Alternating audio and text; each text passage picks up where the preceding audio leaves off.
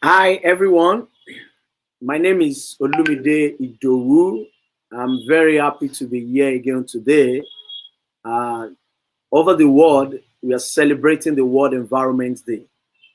I'm the co-founder and the CEO of International Climate Change Development Initiative, an organization that is leading the voice youth across Africa.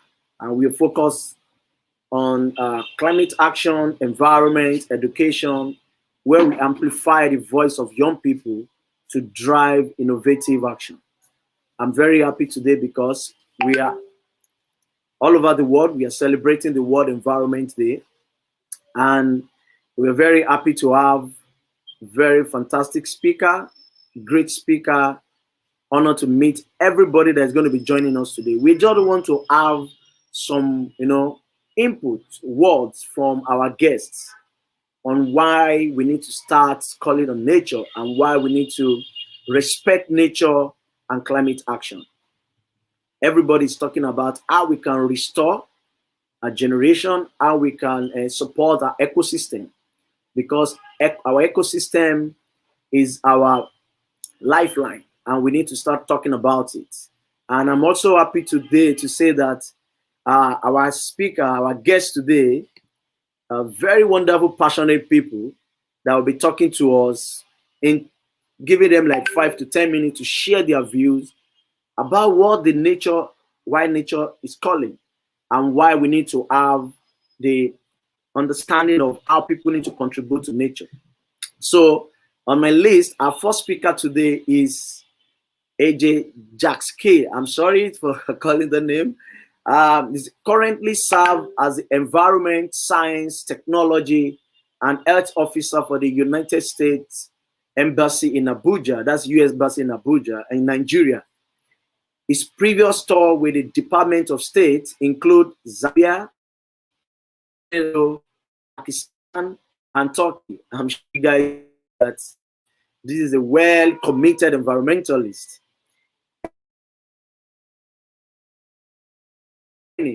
For the U.S. Peace Corps in tsunami, and as a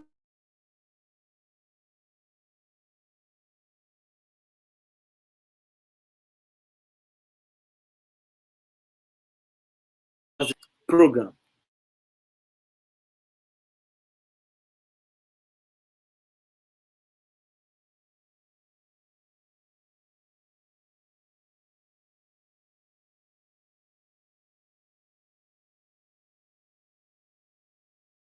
Trinidad and Tobago by his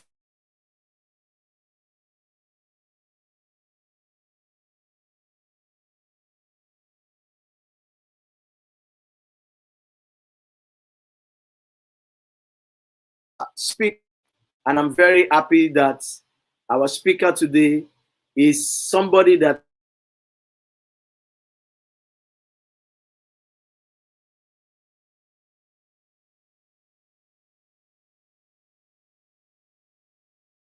and the need to respect nature and climate action. And also, let me use the opportunity to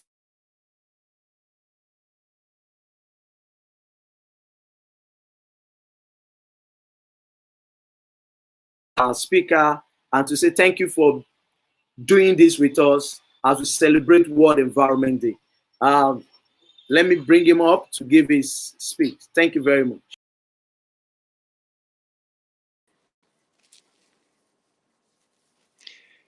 All right, I just want to do a sound check to start off with. Can you hear me okay?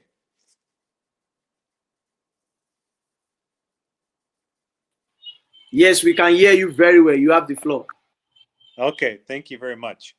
Good morning, everybody, and it's great to be here with you. Thank you, Olumide. I appreciate your introduction and the invite to be here and to talk with everybody. It is really great. It's such an important issue that we must all be putting a lot of attention to. So, like I said, it's great to be here. And I want to also thank the International Climate Change Development Institute initiative for for their great work and efforts on this topic.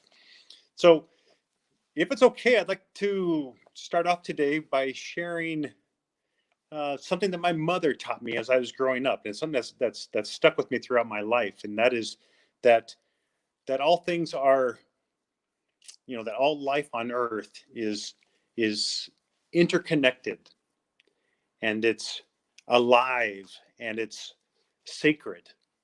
Those are the, interconnected, alive, and sacred is what she used to tell me. And so I'd like to share with everybody a few words about my further thinking on those topics. So by what do we mean by those things? By alive, we mean that the Earth is not just some rock flying through space, right? The Earth is just bursting with life, from the elephants down to the microscopic organisms that we can't even see, with our naked eye, and all around us, and in the soil. There's just so much life here, and that's what makes it so wonderful. When we know that life is interconnected, don't we? All right, we know that life is like this, and that we can't live without each other. We just can't live without each other.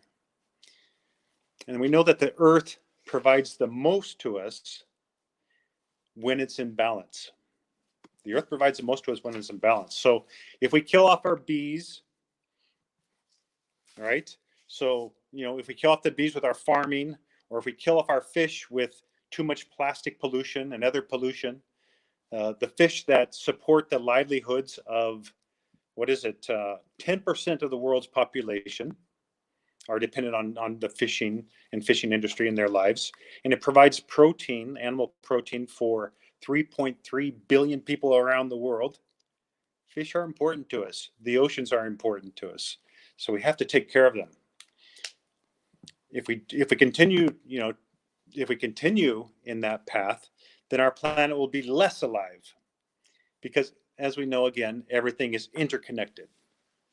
So it's not a stretch to say if our planet is less alive, then we ourselves will be less alive as well.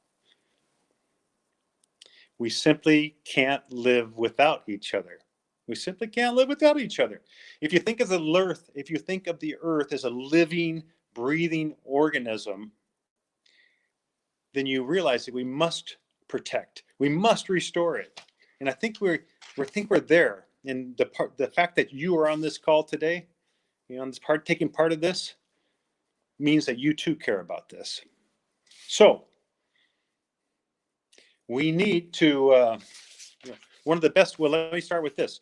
One of the best ways to start to connect with the Earth, with yourself to the Earth, is by connecting yourself to where you live. So it doesn't matter if you're living in Lagos, if you're living in Abuja, if you're living in some village in northeastern Nigeria or southeastern Nigeria.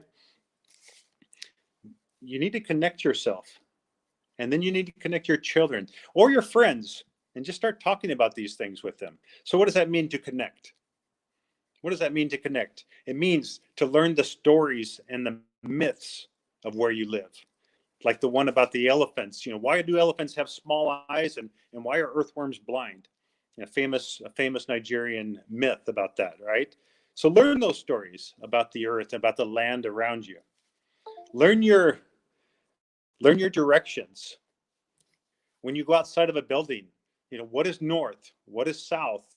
Where's east? Where's west? Learn those things so that you know where you are, no matter where you are in Nigeria, and no matter where you are in the world.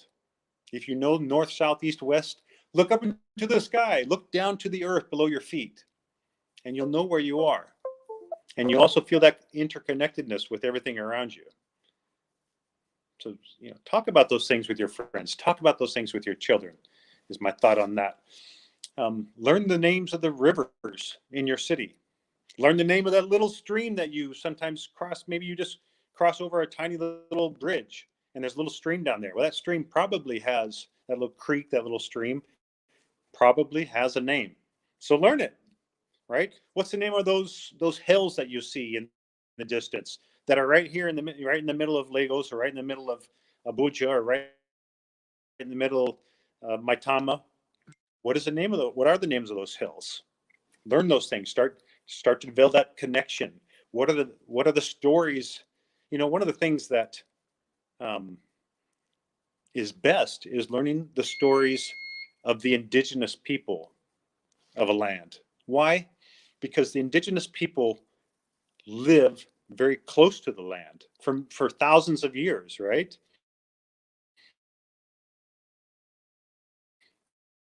And that means they know the rhythms of the land, of the earth around them, and balance. And typically, they lived in much more of a balance than than sometimes in our modern world that we live. So there are things to be learned there, and it's good to give them importance.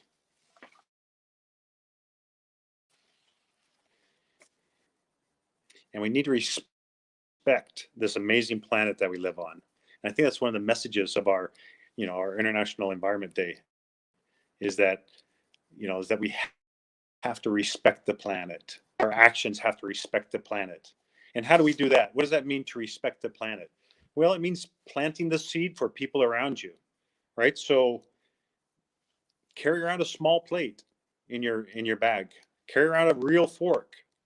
And when you go to a store, have that little nylon in your pocket. It doesn't take any space, right? It's just a little nylon. Pull it out and reuse it 20 times before it breaks. Much better than using 20 or 40 plastic bags that people want to give you. Is it easy? No. Well, carrying around a plastic bag in your pocket's not that hard. But people, when you're there in a store, people want to give you a plastic bag. They want to give you a nylon. And you have to say, no, I have my nylon.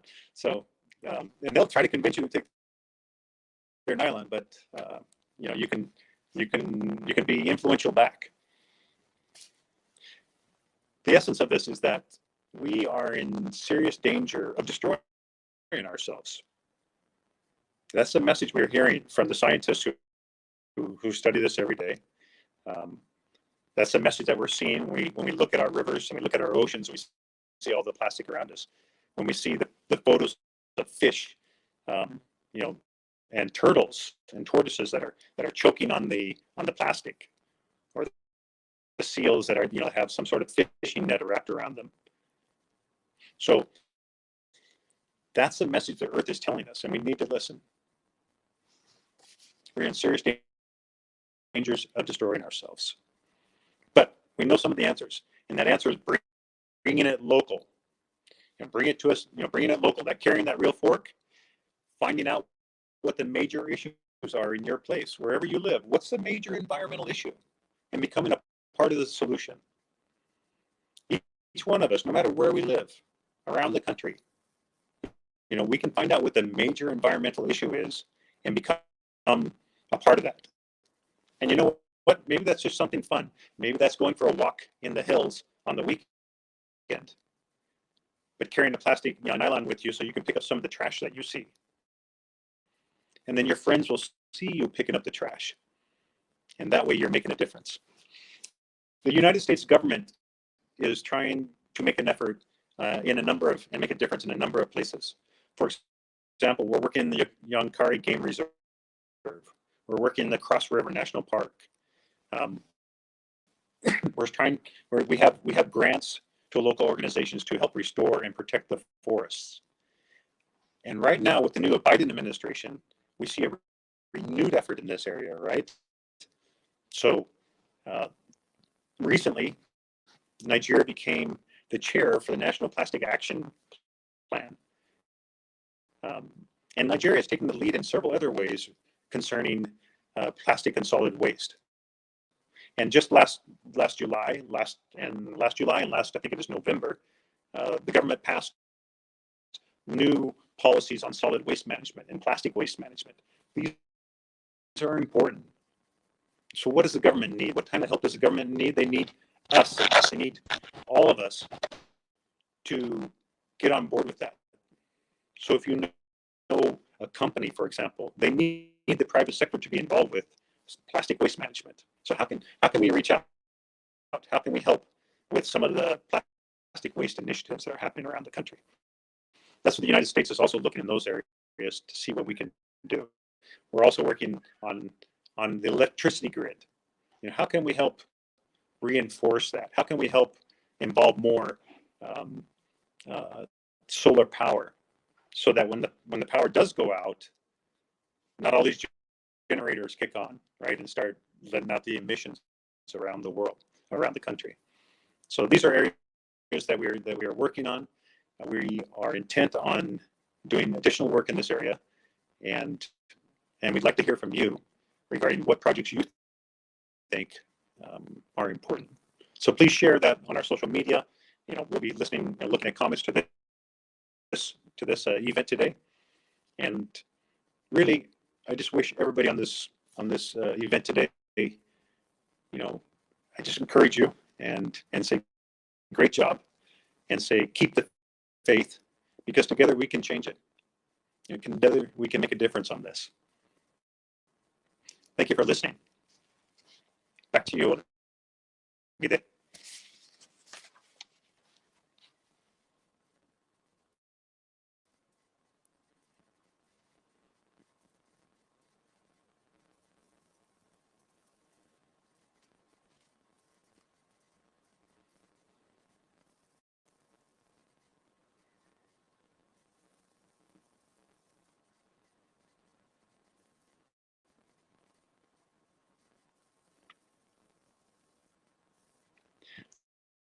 I don't know if we've lost our presenter or not.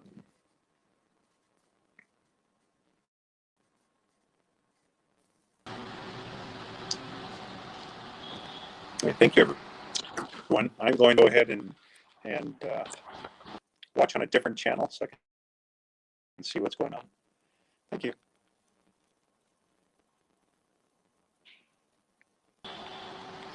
Thank you very much. Sorry about that. The internet was having an issue. Thank you very much, AJ, for this wonderful presentation. I'm very happy to have you, and my team, we're also happy to have you today, because this is one of the great way to tell our story and to recall that nature is actually calling, and we want to also see more of how we can build resilience, how we can start restoring our generation, how we can start looking at our ecosystem. And thanks for what you've also shared with us, what the US government have been doing to make sure that our ecosystem is being a sustainable one. And I'm so happy to also say that as one of the beneficiary of the IVLP, I'm very happy to say that the experience to understand the nature, to understand the benefits, because all of us actually know that nature is our lifeline and is our best bet to meet the need for every community. And as we continue to do this, we continue to see more of your contribution and what your government or your environment or your people are also doing to add value to the nature. Thank you very much for that concrete and deep conversation and deep presentation on how we need to start making sure that there's need for our nature and there's need for climate action in Nigeria. Thank you very much. I'm going to be bringing up Baliqees. I don't know whether Baliqees is online. I'm going to be bringing on Baliqees to also share with us the need for us to start to, embrace nature, the need for us to start to communicating nature to people, and why we need to start looking at the ecosystem as a very important as place. So let me bring on Baliqees. Hi, Baliqees. Are you there? Hi, good afternoon. Good morning. Sorry, good morning, Good, everyone. good So morning. sorry I'm on the move because we're having a clean up here at Choir State to commemorate World Environment Day. Can, can So, we see your camera? Can we see yes, your camera? my camera is on. Oh, I really? can see you. Yeah. Oh, good. Well, maybe other people can see you. I don't think I can see you from here, but fine. Okay. All Guys, right. Baliqees is one of the passionate climate activists that I've known, and she's speaking from the southwest of Nigeria. As you can see, she just mentioned that they are having a cleanup exercise in Kwara State today, and that is one of the ways we can start contributing to nature, how we can make sure that our environment is more conducive. So she will also be sharing with us a Just little go bit of inside what there. she's doing and what she has been working Mhm. about. So, Baliqees, you have the floor. All right. Thank you so much, Olumide, for this opportunity to share my thoughts on how we can restore our ecosystem. So I'll just like to give this very short presentation that I worked on. So you know, about 10,000 species of living things go extinct every year. People need to respect nature and living things because the environment is important. I know that hurting the environment hurts animals and pollutions, pollutes the earth when we don't take care of them. Um, well, if we all pollute the earth, there will not be any fresh air and there won't be any place for us to say, yeah, I want to go to and have fun. Pollution is another way that human disrespect nature. The nonchalant attitude we human give the environmental hazard is currently great, and which is not too good. I know that since morning now that we've been out on the streets, cleaning, sensitizing people, advocating, and the likes. A lot of people, when they see us come to their place, they just bring out their waste and like dump it inside the gutter right in front of us. We behave to the environment as if, yeah, this thing is not going to come back to us. But at the end of the day, it's coming back to us, and we are going to be greatly affected. So, damage to property and infrastructural structures, human health. A lot of people, when you see them now, they go to the hospital due to malaria, cholera, all of this. These are because they're not taking care of the environment. And currently at Pick That Trash, we are working closely with the government to ensure that every household and complexes, shopping mall, any place have at least maximum of 2 toilets so that people don't openly defecate and they don't just go at the back of the wall to urinate and stuff. And also at the same time, we're also looking at how effective the roll bins that the government is providing for people to dump their refuse. Most of the times when we go out to do cleanups, we see that we see people who have openly defecated, they discard it in the waste, in the rural bins, and you're like, what? All of these things are part of the ways that we are all contributing badly to the environment, and it is affecting us greatly. Between 1980 Between 1980 and 2011, floods affected more than 5.5 million people and caused direct economic losses of more than 90 billion euro. And this is like a great loss. So why can't we invest more in restoring our ecosystem, making it a better place for everybody, to embrace? I know that recently here in Kwara State, the governor has, set up task forces I think in line with the environment due to people who have been affected by floods and the likes. These are things that we created ourselves, and it is coming back to us. And now we are, so I think it is important that we all come together and bring our effort together, not duplicate effort, and invest more time in restoring our planet. Sectors that rely strongly on certain temperature and perception levels, such as agriculture, forestry, energy, and tourism, are particularly affected. I know that I've seen a lot of time where Olumide will tweet about how climate change, is affecting agricultural produce in the country, and how farmers, especially women, are affected by this crisis. But at the same time, because we are nonchalant, we're not looking at it from the poor, and the negative influence is going to bounce back on us. What we do is immediate action that will destroy the environment, and we think that when we go to sleep, that's the end. It's not done. So I know that recently also in Kwara State here, a lot of shops, a lot of houses have been affected due to heavy rain, due to flooding and the likes. And government need to give them some rehabilitation, just to support them and help them bounce back. But how often do we think this funding will become for us to do this? So we need to, I know that there is need for emergency fund, but we can actually do away with accessing this fund by investing more in restoring our environment in a way that it won't affect us negatively, but rather affect us positively.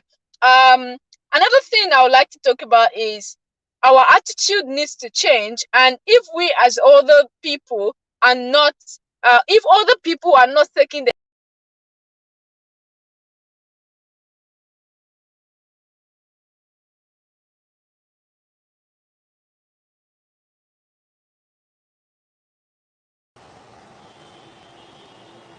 I think we lost Baliqees there. We're very sorry. I'm sure she will be back very soon. So I think everybody have been listening to what Baliqees have been saying. You know, nature is calling. It is time for us to start looking at what are the things that we need to put in place to make sure that we restore our ecosystem, and we start looking at generations years to come, how we can make sure that they can take charge of our environment. Because look at the number of flood that happens across the country. Look at number of crops that are dying. Look at number of farmers that couldn't have food on the table again because of a lot of oil spillage in the south of the country. Look at the flooding in the southwest. Look at desertification, desert encroachment that is happening all around the northern side of the country. How do we start looking at to respect nature? How do we need to start looking at the importance of nature to the humanity? It is high time for us as generation, as we commemorate this World Environment Day, to see how we can build more sustainable young generation, build more resilience in our economy, build more sustainable conversation, and even the political will. How can we start looking at those kind of yesterday we have a lot of young generation that share their ideas around waste management and pollution. And you see, a lot of people are doing something very important. But the bottom line is, how can we make sure that our ecosystem, our environment is actually more sustainable for every young person to live? We cannot only talk about the young people. Let us also look at what the older generation are also looking at. How can we make sure that we have these people also enjoy the remaining time they found themselves on this earth? So nature is calling. The need for us to respect nature is very important, and climate action needs to start taking a space so that every one of us, in everywhere we are, we can start seeing what our environment is going to look like. Before we bring back Baliqees, let me call on Seyifunmi Adebote. I'm sure that a lot of you have listened to the word that we call climate podcasts, a platform that have been sharing a lot of voices of people out there. So let us have Seyi Adebote on the call. Seyi, are you there?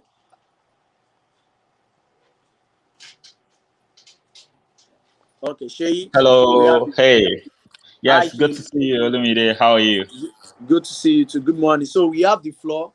We want to hear from you what you want to tell us today, what Environment Day, and how we can continue to, Absolutely my making sure pleasure. nature. Yeah, thank you. So you have the floor, Seyi. Absolutely my pleasure, Olumide. Thanks indeed for inviting me to speak and for putting this together. Really, really honored.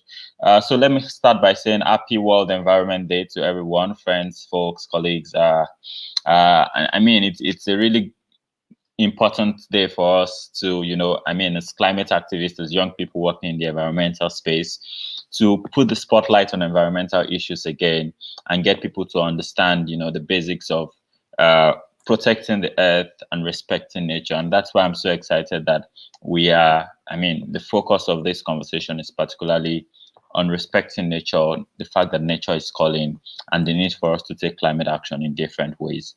I want to say AJ and seem to have, laid a very strong background about, nature, how to connect with nature, and all of those details. So there's really not so much I can do in this 5 minutes that I have. But I'm just going to make an analogy, and hopefully that can help you. The listener understand really is. I take for instance, this is a phone, and this phone depends on who this phone is with. That will determine the value they place on this phone. For me, this is where I work. This is how I communicate with people. This is very important to me compared to a old woman in a village, and you give her the same phone. Then and she really would not appreciate it. She really would not see value in it. So I think the first way I would like to start off is by saying that except we get people to see nature as something valuable, then we really may not get them to respect nature. You know, there's this saying of if you cast gold to the swine, they will just mesh it up. That's because the swine does not understand what is a gold and what is stone. To a swine or a pig, it's all the same. So I think the first thing is to communicate, to let people understand, you know, how precious nature is, and that's what AJ tried to do in his presentation, which I really do appreciate. You know, things, and it could be simple. It doesn't have to be anything, you know, crazy or scientific. It could be as, you know, exploring nature, taking a walk as often as possible. It could be as simple as looking at the stars and the night and just enjoying, you know, the evening. It could be visiting some bodies of water. AJ talked about trying to know the names of these things, which is also very important. It could be just by, you know, cycling around the countryside or some you know, pathways around you. And it could be as practical as planting trees, you know, like we've been trying to say, or communicating climate change and environmental issues like we're doing this morning. But one more thing I think it's also important to understand is that nature is in different ways. So when we say you know, appreciating nature, respecting nature, it's not as simple as, oh, nature in terms of trees and the water and the stars. I mean, nature gives us a whole lot of things apart from that. It's from nature we also get, you know, coal. Yes, the same coal that we're saying, oh no, stop coal, you know, coal mining. It's from the same nature we get oil, the fossil fuel that leads, or you know, that sort of builds economics like Nigeria, where we have over 90% of our profits from. From this same nature is where we get metals, from where, you know, we're able to produce some engineering materials and all that. So nature is diverse. It's not only limited to trees and animals and birds and plants and water and soil. It's actually a cross section. So regardless of, I mean, if we understand this, then we would know that even when we're exploring for oil, for instance, fossil fuel, how can we still respect nature in that way? How can we think future? How can we, I mean, do this with the mind that, hey, this thing is finite, this thing has to be protected, this thing has to be utilized well. The same thing goes for other natural resources that we have. And I mean, there's a lot of, you know, conversations about politics and plant trees and then fell more trees and then, you know, emit more gas and then do some remediation work in other parts of the world. But if at the core of all we do, we understand that nature is the basics, we understand that nature has to be respected, we understand that nature is a gift, then regardless of what aspect of nature we're dealing with, we will work with that same, you know, mindset, that same respect for nature. I also wanted to talk about, you know, getting children involved. I knew Baliqees tried to touch on that before the network got her off, but I think it's a very important thing. Young people, I mean, we're very excited that we have, you know, this knowledge and we have this medium like the internet, and we have the energy to go on the field and carry out cleanups. Today, I know a number of cleanups is happening across the world. But beyond that, we should also see that we can communicate this to kids, because, I mean, a few years from now, we'll become the older ones, and then the kids will now be the ones to run the show. So if we really can get them to understand and we can communicate clearly to them about the need to appreciate nature, respect nature, about the need for them, I mean, ways they can connect with nature, take them on, you know, rides such that they can enjoy nature, outdoor plays, get them to plant trees. I mean, all of these things are ways that we can get young people to really, you know, see themselves as a part of nature. I remember the words of late Dr. Elizabeth Ebewole. She was the sciences coordinator for Nigeria before she passed away a few years ago. And during one of the events we had invited her to speak, she said something, and I will leave you all with that same thoughts. She says, the food we eat is nature. The water we drink is nature. The air we breathe is nature. And this is absolutely true. No matter how you choose to look at it, everything that guides or supports our existence today is in nature. And I really do hope that with this, we can go on with that mindset of, you know, respecting nature and not just on World Environment Day, but every day of our lives, giving our best to see that we hear the call of nature and we respect and heed that call. Thank you.